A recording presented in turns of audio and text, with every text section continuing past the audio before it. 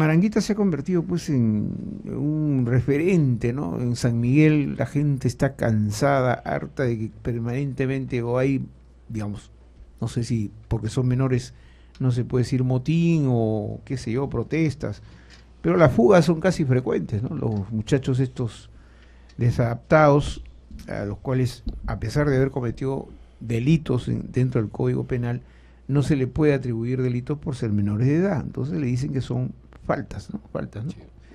Entonces, el tema pues es complicado. Hay un proyecto de ley para que ya se les considere personas que tienen que asumir sus responsabilidades, ¿no? Cuando se cometen delitos graves como homicidio, ¿no? En agravio de personas. Pero en fin, vamos a conversar con don Luis Francia, que es comisionado del Programa de Asuntos Penales y Penitenciarios de la Defensoría del Pueblo. Señor Francia, ¿cómo está? Muy buenos días. Buenos días. Maranguita. En la Defensoría, ¿qué es lo que analizan de este problema que ya tiene, que está casi larvado en la sociedad, ¿no es cierto? Y en San Miguel, ¿no? Está todo el mundo protestando, quieren que radiquen a este centro de rehabilitación de menores. A ver, nosotros como Defensoría del Pueblo desde hace algunos años hemos estado supervisando la situación de los centros juveniles a nivel nacional y especialmente Maranguita. A inicios del 2011 la Defensoría del Pueblo emitió un informe bastante fuerte, bastante duro por la situación del centro juvenil, señalando tres aspectos sustanciales como los principales problemas. Uno, la sobrepoblación existente. ¿Ok? En segundo, el problema de infraestructura e infraestructura de seguridad entre ellos. Y en tercer lugar, la falta de personal suficiente para atender tanto el tratamiento como la propia seguridad de este centro juvenil. Lo que debemos reconocer a junio del año pasado, cuando la Defensoría del Pueblo emitió su informe 157 sobre el sistema penal juvenil, es que muchas de esas deficiencias habían sido, si bien no superadas, por lo menos disminuidas en el grado de afectación.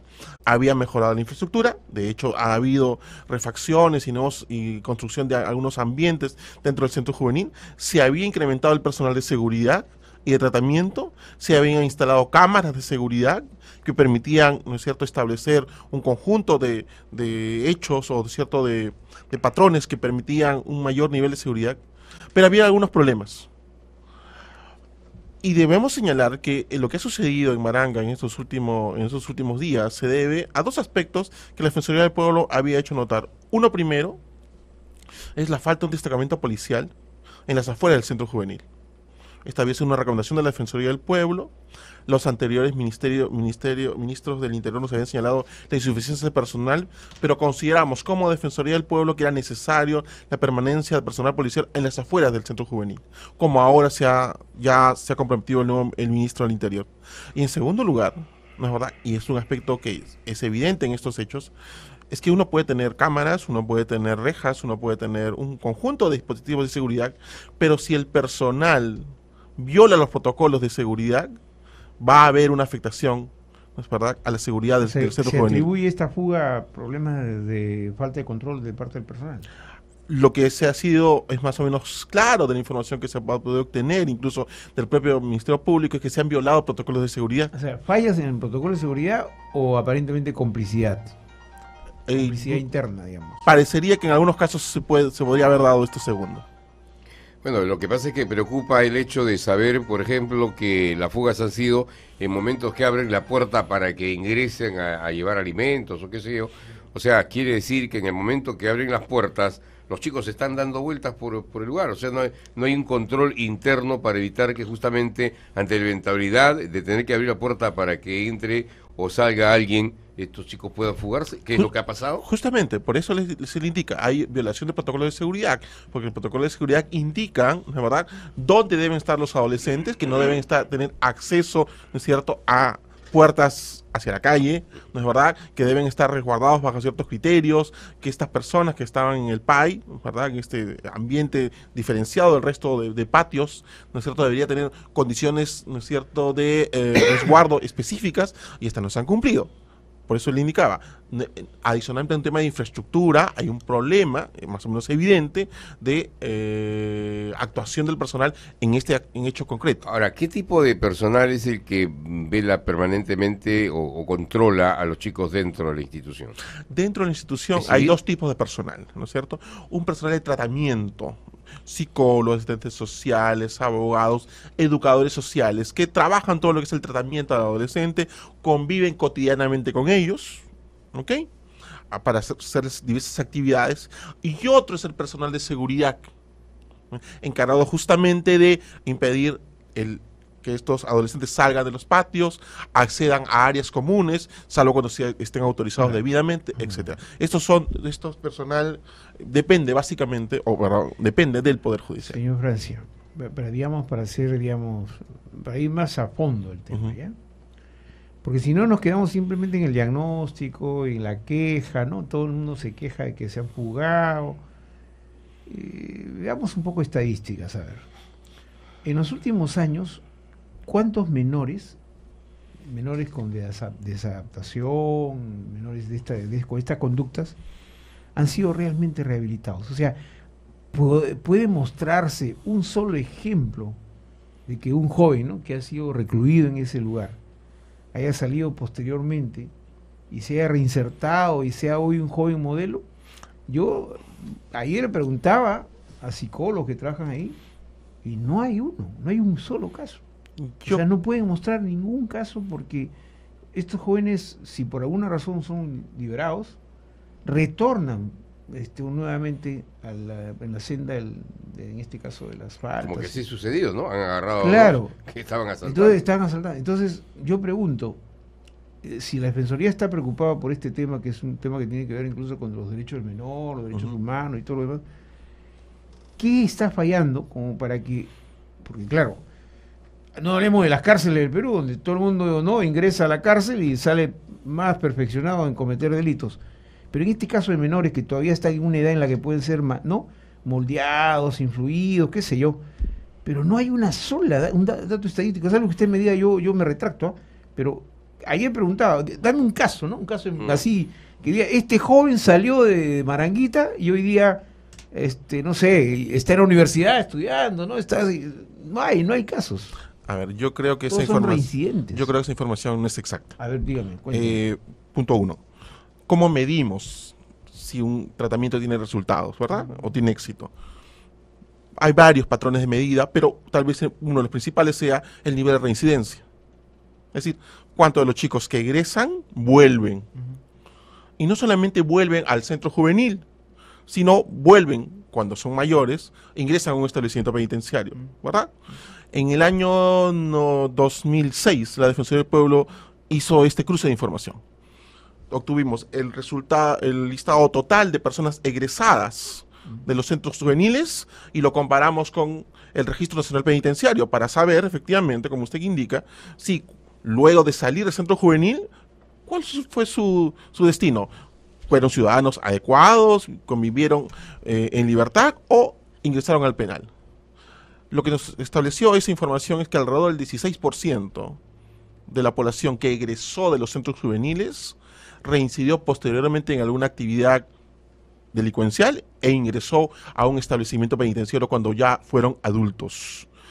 Usted me dirá que esa tasa de 16% es una tasa que puede ser alta, pero uno podría decir que es menor a la que tiene el sistema penitenciario. Pero usted está hablando de 16 que reincidió, o sea, está hablando de un 84% que no reincidió. Claro, o sea que supuestamente... Ese es el mensaje. Por eso, que un 84% se readaptó, es decir que claro. Yo... Disculpe, doctor, pero yo tengo mis dudas, ¿eh? Salvo bueno, claro, de pronto no fueron nuevamente capturados, qué sé yo, pero si ese es el porcentaje, quiere decir que es un éxito. Caso único. Sería, en cualquier parte sería un éxito la política en ese sentido de rehabilitación, ¿no? Vuelvo a repetirle, yo creo que más allá de trabajar a partir de percepciones, hay que trabajar a partir de data estadística concreta. Sí, pero esa data, pues, ese 16%... que regresa, no sé, o que reincide y regresa al centro, no sé si grafica la magnitud del problema, en este caso de esta juventud, que todo el mundo lo ve al día, ¿no? Hoy día ya los sicarios son de la edad de Gringacho. 12 años. O sea, no se da cuenta, hay gente que, o sea, por eso me pregunto, lo que yo creo que estamos dorando la píldora. No, la data está ahí, la información estadística está ahí. Hay una información, en el último informe 157 de la Defensoría del Pueblo también se hace una evaluación. Ok, todos los adolescentes que pasaron por todos los programas de tratamiento cumplieron su programa de tratamiento y luego egresaron, ¿cuántos reincidieron? Y el ¿Quién, porcentaje también es quién ha menor. hecho el seguimiento, por ejemplo, de cada menor? Pues yo pregunto, hay una información, hay un file, ¿no? Un archivo que diga XX, ¿no es cierto? Salió del centro de menores y se le echa un seguimiento y ya está estudiando, ¿no es cierto? Ya trabaja, qué sé yo. Hay un seguimiento porque si no, claro, yo entiendo la buena voluntad de la Defensoría de decir, ¿no? Que hay un mínimo, o sea, un 16% que regresa, pero que hay un 84% que, por lo que usted nos dice, aparentemente se reinsertó a la sociedad y tiene buena conducta. Pero estamos viendo que los niveles de criminalidad de menores de edad es cada día más alto. Las pandillas juveniles, ¿no es cierto? Y muchas otras cosas más.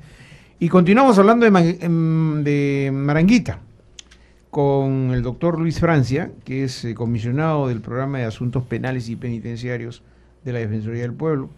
Él nos decía que un 16% de la población que está en los centros internos de menores retorna por reincidencia, lo que supone que el 84% se ha reinsertado o ha asumido una buena conducta ya a partir de su experiencia en este centro.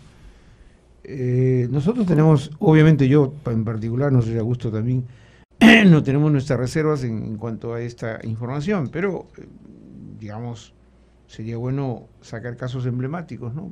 Mucho más objetivamente, a fin de saber qué es lo que realmente se hace en este centro, por ejemplo, qué tipo de programa de reinserción o rehabilitación o de mejora de conducta.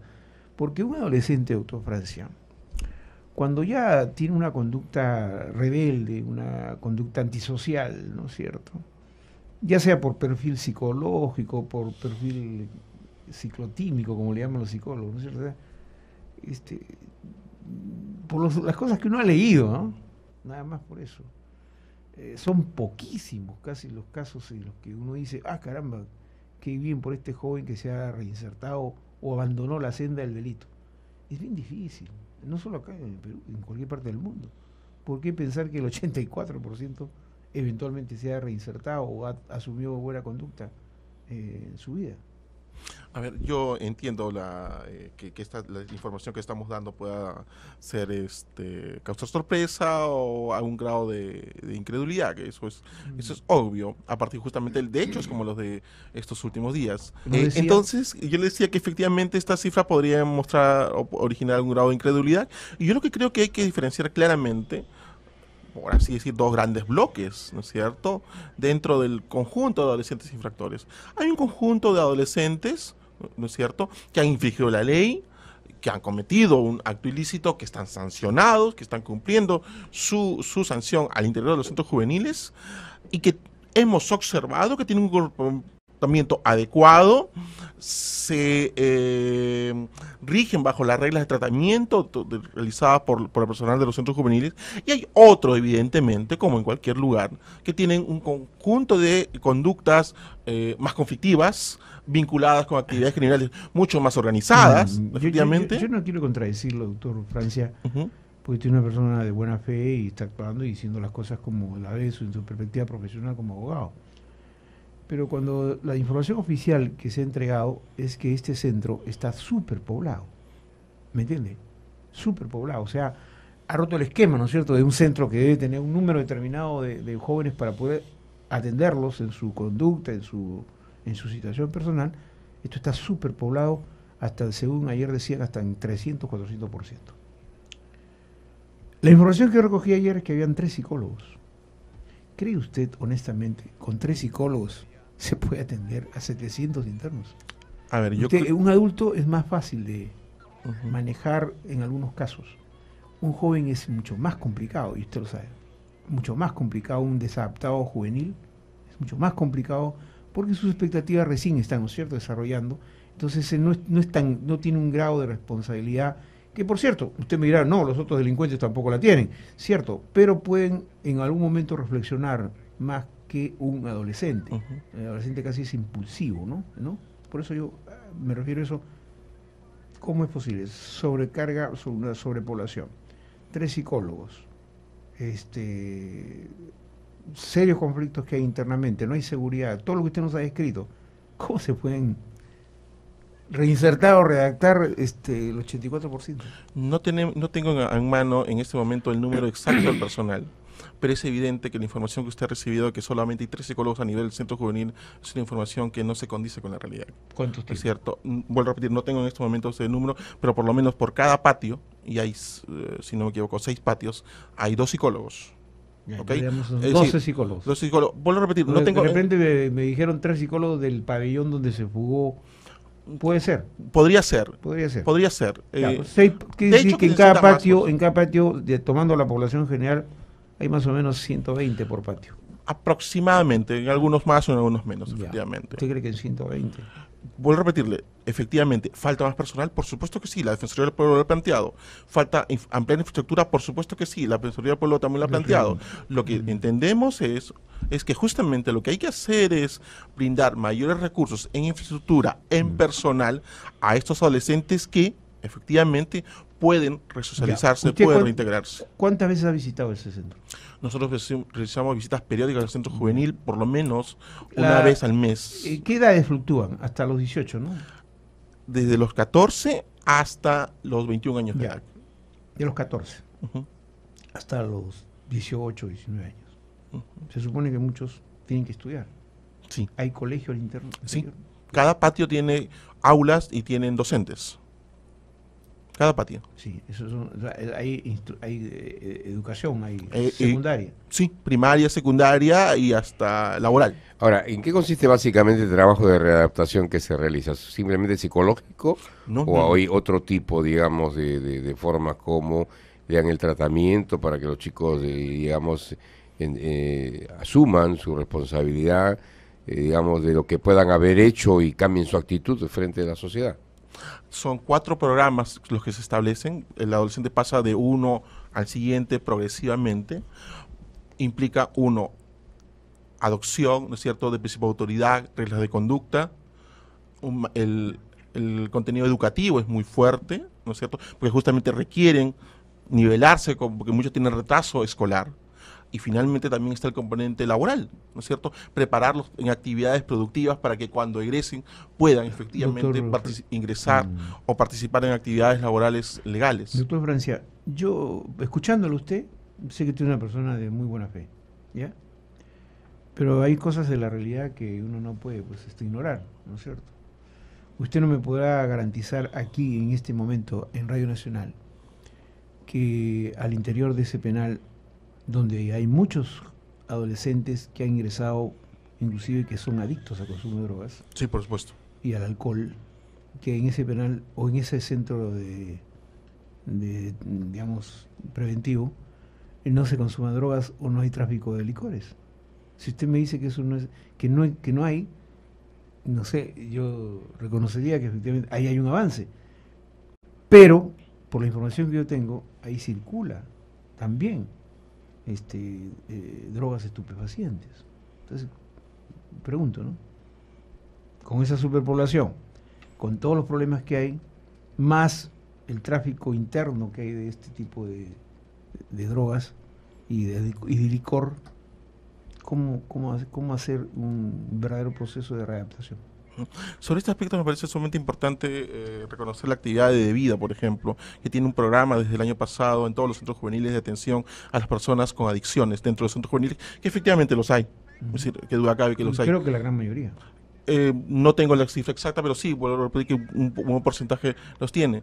A lo que apunta la Defensoría del Pueblo, recogiendo lo que usted indica, es que efectivamente hay deficiencias que duda cabe. ¿Necesitamos más personal? Por supuesto que sí. ¿Necesitamos mayores recursos para brindar una atención adecuada a estos adolescentes? Por supuesto que sí.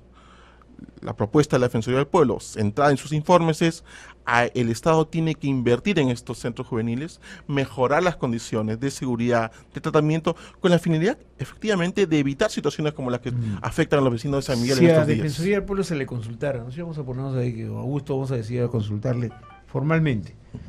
Doctor Francia, queremos consultarle, ¿cuál es su opinión sobre la posibilidad que se venda el terreno en $49 millones? Porque dice que estos 700 jóvenes están sobre un verdadero patrimonio enorme de dinero, 49 millones. Ya un titular de estos muestra que hay un interés, ¿no es cierto? Inmobiliario, obviamente que hay un interés, ya porque el que ya movió el tema de que cuánto cuesta un metro cuadrado, donde hay, ¿no? Donde hay un menor desadaptado, dice, oye, 49 millones de dólares y construimos ahí 1000 viviendas como ya alguien pronosticó ayer, ¿no? Ahí se pueden construir 1000 viviendas, centro comercial y todo lo demás. ¿A dónde? O sea, ¿cuál es su opinión sobre ese tema y a dónde se le llevaría a estos jóvenes? Porque si ya se está hablando y discutiendo sobre el valor patrimonial de este centro, imagínese usted. El cuestionamiento de la existencia o la permanencia del Centro Juvenil de Maranga no es nuevo, ¿no es cierto? Es un tema que reiteradamente se incide cada vez que suceden un tipo de estas situaciones. El Poder Judicial, incluso desde hace varios años, nos ha señalado el interés o la existencia de un proyecto con la finalidad de trasladar el Centro Juvenil a otro lugar. Efectivamente, eso es una posibilidad, ¿es verdad? Lo único que plantea la Defensoría del Pueblo sobre ese aspecto es que, siendo esto una potestad del Poder Judicial en coordinación con otras autoridades, se establezca, ¿no es cierto?, el traslado a un lugar adecuado, ¿no es cierto?, un centro juvenil con buenas condiciones, tanto de tratamiento como de seguridad, donde el trabajo hacia estos adolescentes infractores pueda desarrollarse de manera adecuada. A lo mejor no solamente necesitamos un Maranga, podemos tener un centro juvenil hacia el sur o hacia el norte de Lima, ¿no es cierto?, donde se evite justamente lo que usted indica, la sobrepoblación, el hacinamiento. Ese es un problema justamente que afecta a las posibilidades reales de tratamiento hacia el adolescente infractor. Es, digamos, potestad del Poder Judicial derivar a este centro hacia otro lugar por la administración que tiene. Quien administra los centros juveniles en este momento es el Poder Judicial. Por eso. Podría, ¿no es cierto? Y de hecho existe un proyecto, se nos ha informado, ¿no es verdad?, del propio Poder Judicial, lo ha mencionado nuevamente ayer, de hacer el traslado de este centro juvenil a otro lugar dentro de Lima. A ver, ¿podemos saltarnos un poquito? Sí. Ya salimos de Maranguita y nos vamos a Yanamayo. ¿Qué le parece? Yanamayo, ok. Ya. ¿Conoce Yanamayo? Pasamos a los adultos, por supuesto. Ya, claro. Sí, sí. Está bonito el tema. En Puno. Interesante para la sociedad. ¿Ese penal debe existir o no? La Defensoría del Pueblo ha planteado algunos cuestionamientos respecto al penal de Chayapalca, no necesariamente al penal de Yanamayo. No Yanamayo, ya, no, Chayapalca, correcto. ¿Chayapalca debe existir? Lo que la Defensoría del Pueblo ha observado y ha planteado... Eso fue cerrado, ¿usted se acuerda? Se dejó de utilizar durante unos años y posteriormente se volvió a utilizar. Pero por recomendación de la Comisión Interamericana de Derechos Humanos. Sí, la Comisión Interamericana de Derechos Humanos recomendó, ¿no es cierto?, la no utilización de ese ambiente, de esa infraestructura. Pero, ¿debe mantenerse o no? Lo que habría que preguntarse, ¿no es verdad?, es si ese establecimiento penitenciario, que debería ser de máxima seguridad, es un establecimiento penitenciario de máxima seguridad. Y lo que hemos tenido en el último año han sido una fuga, ¿no es cierto?, bastante grande, y en diciembre del año pasado, un motín, que no solamente ha sido un motín, sino que los internos tomaron todo el penal, tomaron de rehenes a todo el personal penitenciario y tomó todo el armamento existente dentro de ese establecimiento penitenciario. Lo que la Defensoría del Pueblo ha planteado reiteradamente en ese aspecto es, uno, ese establecimiento penitenciario afecta en gran medida, ¿no es verdad?, la salud, la integridad de los internos y también del propio personal. Y por otro lado, las características de lejanía, ¿no es cierto?, y de falta de control adecuado, hace que lamentablemente el factor seguridad, que debe ser imprescindible en un establecimiento penitenciario, lamentablemente, durante por lo menos el año pasado, no haya sido, ¿no es verdad?, el principio que se haya seguido dentro de ese penal. En otras palabras, en su opinión y de la Defensoría, Chayapalca tiene que ser cerrado. Creo que el Estado debería revisar nuevamente, ¿no es cierto? No, pues sí, revisar. O sea, eso está a 4.000 y pico, ¿no?, metros sobre el nivel del mar, en zona totalmente inhóspita, terrible y difícil. El personal se ha quejado también. Sí, por supuesto. Los soldados que por ahí también están acostados, también los soldados están con problemas por el frío y todo lo demás. Pero, o sea, ¿revisar qué? O sea, las condiciones están ahí. O sea, ahí no va a haber sol, no va a haber épocas de veraniegas, ni nada por el estilo. Siempre va a ser una zona gélida. No, ¿a qué ambientes, a qué establecimientos se puede trasladar a la población penitenciaria actualmente existente ahí? Es decir, hay una población penitenciaria con ciertas características, ¿no es cierto? Son personas que tienen graves problemas de indisciplina, graves problemas Pero no me de... contestó. Se debe cerrar, construir otro fuera en otro sitio, menos de agreste. La opinión de menos... la Defensoría del Pueblo ha sido una y se mantiene. Nosotros ¿Cuál es hemos tu opinión? recomendado al Estado peruano, ¿no es cierto?, que se Usted cierre forma- ese establecimiento usted penitenciario. forma parte del Estado. Por eso. Pero también recomendamos al propio Estado, ¿no es verdad?, que evalúe el cierre del establecimiento penitenciario, el traslado a otros penales de máxima seguridad en donde se garantice Y- la seguridad y disciplina que debe regir Y dentro como de toda usted es un cárcel. experto en temas de asuntos penales y penitenciarios, porque esa es su especialidad, está usted aquí justamente comentando sobre eso, yo le pregunto, ¿vale la pena, por ejemplo, pensar en construir una cárcel así como el CEPA, en la selva, no llegar ahí a... Hubo una época donde había una cárcel en el CEPA, ¿no es cierto? Colonia penal. La colonia penal, cerca de Mazamari, creo, ¿no? Sí. ¿Conviene trasladar a muchos ya condenados? O sea, me refiero no todavía procesados, sino condenados que tengan 25, 30 años, que vayan para allá. Es una posibilidad, es totalmente No factible. se violan los derechos humanos, nada. ¿Qué es lo que se podría afectar?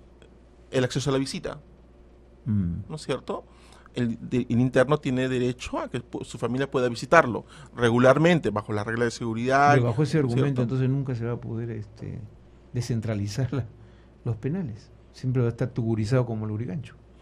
Ojo, esto no implica, ¿no es verdad?, que no sean trasladados a otros establecimientos penitenciarios. A lo que voy es a lo siguiente. Efectivamente, ¿hay posibilidad de establecer establecimientos penitenciarios tipo colonias agrícolas? Por supuesto que sí. ¿Garantizando un mínimo de respeto de derechos? Por supuesto que sí. Ahora, uno de los aspectos centrales de esta colonia de CEPA era justamente el aislamiento, ¿verdad? El que no podían escapar, ¿no es cierto? La verdad que nuestra selva peruana está tan comunicada actualmente que ese factor de aislamiento ya no es posible en la zona, por lo menos en donde se... Pero el gobierno aprista se actualmente. pensó hacer una cárcel, ¿no? Sí, es más, el actual